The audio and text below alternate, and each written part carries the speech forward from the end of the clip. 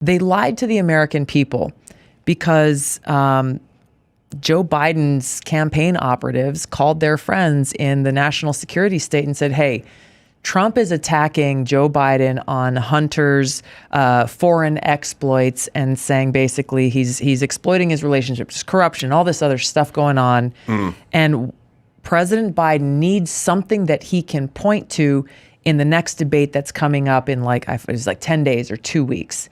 And so it was literally days. Days, right? And so they had to come up with... the timeline was like over the weekend and the thing was Monday. Yes, exactly. This would be like... This is election interference. You want to talk about election interference. That is election interference. Of course it is. And no accountability at all. It'd be like me saying, oh shit, my wife found my burner phone.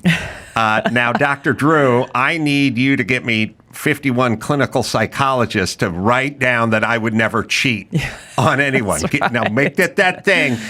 She doesn't know. I know she's got the burner phone, but I know she found it in my nightstand. She hasn't said anything yet, but I need this document. And then when she confronts me in the kitchen on Monday for cheating, I'll pull this document out. Right. And then I'll give it to some of my friends over at CNN and MSNBC and Twitter at the time and New York Times and other times, and they can publish this document so that I would never cheat on my wife, and then we're good. That's it. You've covered all your bases. Yes.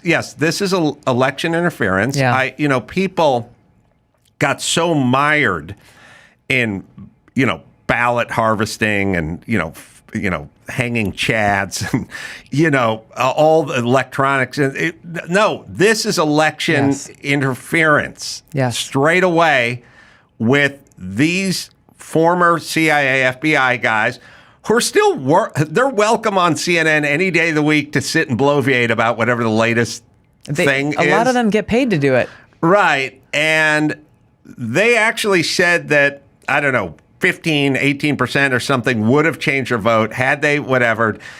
And I don't think most Americans are as off-put as they should or aware as they should. I don't think most people, most people in the country are, they're worried about inflation and how much more their grocery bill is now than it was maybe a year ago or 3 years ago.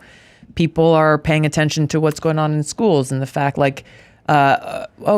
can't actually go and talk to my principal about what's going on with my kid if it has to do with something like, gender confusion or dysphoria.